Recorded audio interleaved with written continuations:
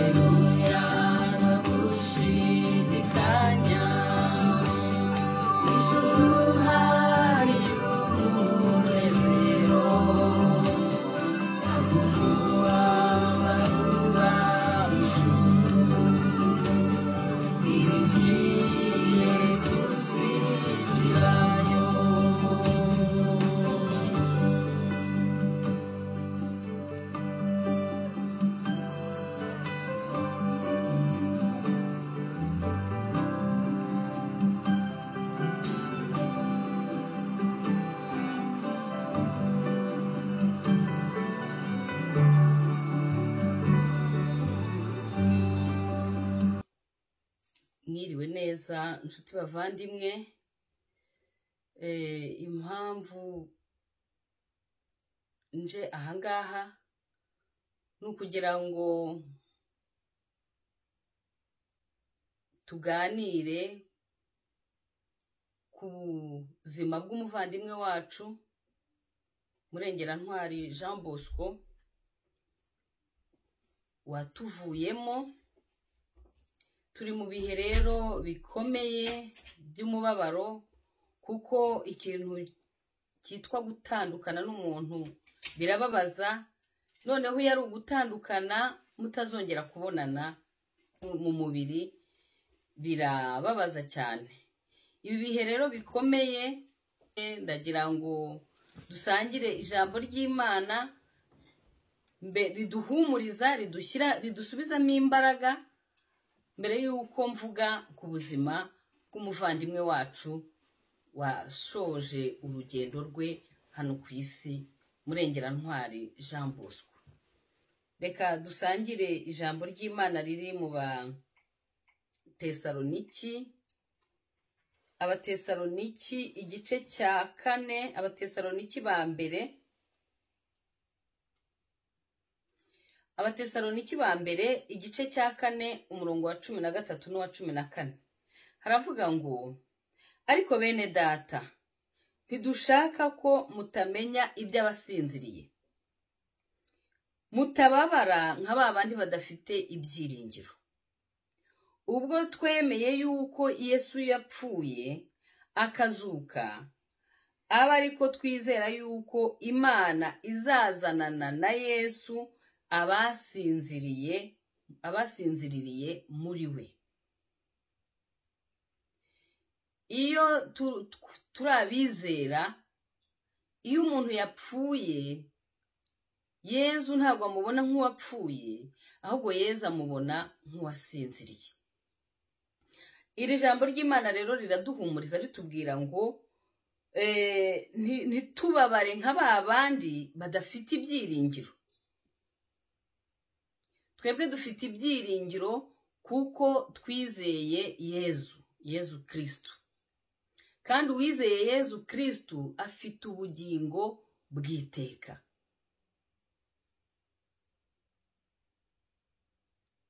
Ubwo twemeye yuko Yesu yapfuye akazuka, aba ariko twizera yuko Imana izazanana na Yesu abasinziriye muri we. Nimba kwizera kwacu gushingiye ko Yesu Kristo yapfuye, yahambwe, agapfa, akazuka, kandi tuzi ko azagaruka aje kutujyana iwe. Abazaba bakiriho, ntegereje izuka ry'abapfuye no kubaho k'ubugingo buzaza. Dufite rero ubugingo buzaza. Abapfuye bazazuka, abazaba bakiriho bazahindurwa.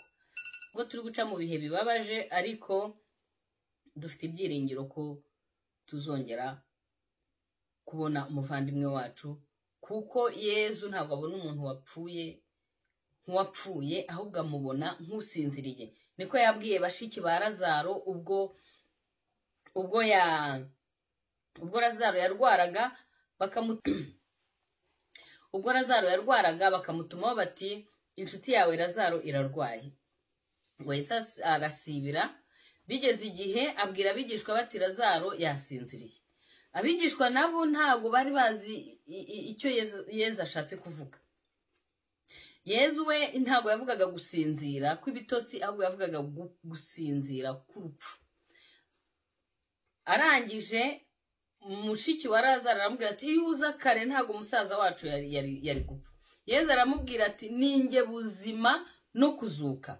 Unyizera naho yaba yarapfuye azazuka. Imana rero ishimwe. Ibyo nibyo biduha imbaraga, nibyo bituma tudaheranwa n'agahinda, nuko tuzi ko uwapfuye yizeye Yesu Kristo azazuka, kuko Yesu Kristo niwe gupfa kwacu, ni nawe kuzuka kwacu.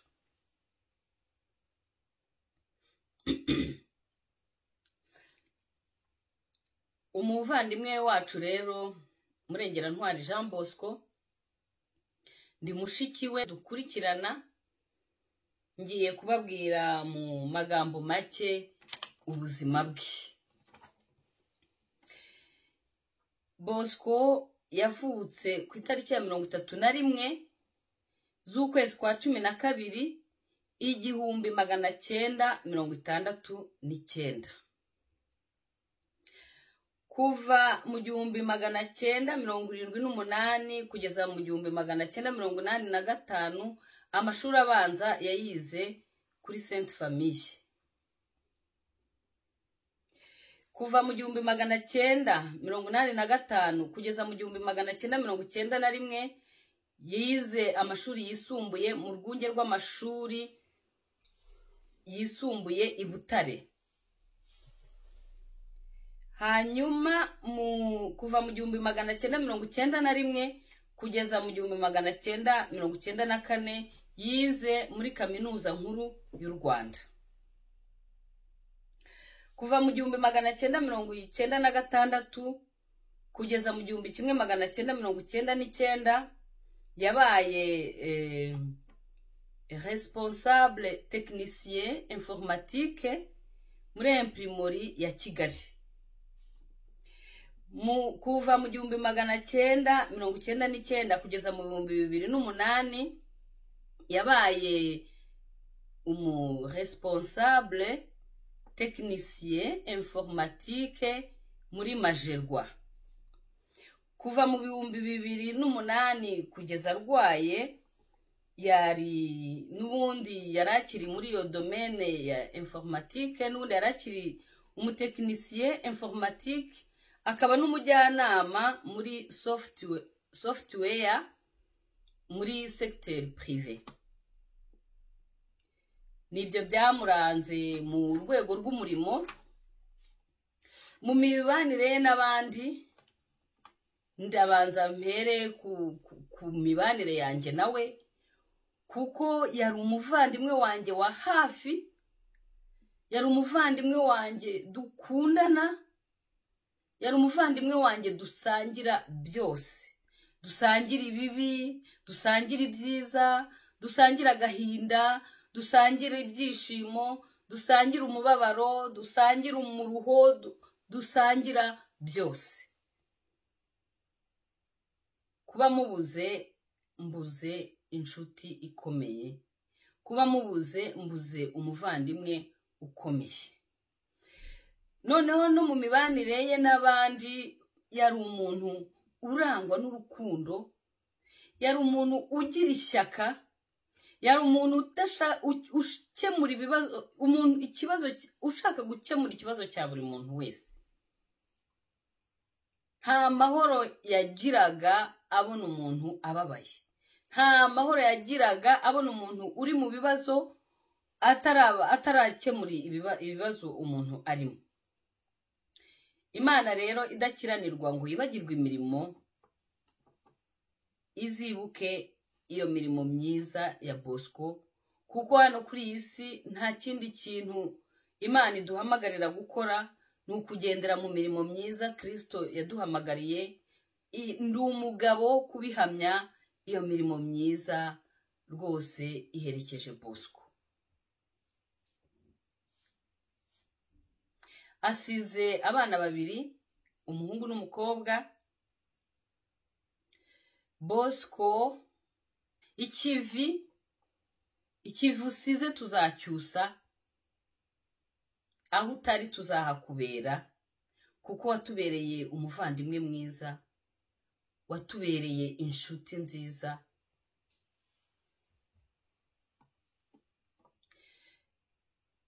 Ubwo rero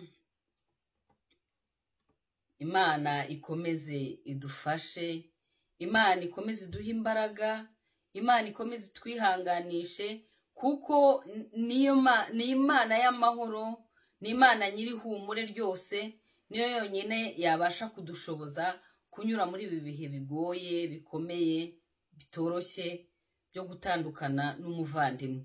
Ariko nubwo bimeze gutyo, dufite ibyiringiro ko Yezu Kristo Imana yamuzuye, niba yaramuzuye rero izamuzanana ubwo azaba agarutse, izamuzanana n'abasinziriye, izamuzanana n'abamwizeye. Dufite rero ibyiringiro ko natwe tuzongera kumubona amaso ku maso ubwo Yesu azaba agarutse. Yatangiye kurwara mu 2018, araremba agera kure, turasenga dutakira Imana, Imana yongera kumuha amahirwe, irongera imugira muzima, iravuga iti muhaye amahirwe kugira ngo atunganye ibidatunganye. Hashize umwaka n'igice arongera ararwara, yongeye kurwara mu 2021 mu kwa gatandatu, arongera ararwara araremba. Turasenga cyane n'abavandimwe, turahaguruka turamwingingira tugira ngo Imana izongera kumutugarurira, ariko Imana yo yari yashimye kumutwara. Noneho twaringinze turinginge, iratubwira iti ni umugeni mwiza wanjye, naramwejeje naramuteguye. Turakomeza turinginga bya kimuntu, tuzi ko izisubira, ariko ntago yisubiye. Gusa ijambo ry'Imana ritubwira ko byose bifatanyiriza hamwe kutuzanira ibyiza. Yashimye noneho kumutwara, kuko ako kanya k'umwaka umwe n'igice yari yamuhaye, ubwo yabonaga ko noneho yiteguye ibidatunganye yabitunganyije. Dufite rero ibyiringiro tudashidikanya ko ari mu bwami bw'Imana, kuko Imana yo yamuhaye amahirwe yo gutunganya ibidatunganye bwa mbere. Noneho kubera ibi bihe bya COVID bitoroshye, tuzifashisha uyu muyoboro tumuherekeze, baba bari kure baba bari hafi, abatazashobora kumuherekeza mu gushyingura. Niyo mpamvu twashyizeho uyu muyoboro kugira ngo tuzabashe kumuherekeza hakoreshejwe ikoranabuhanga.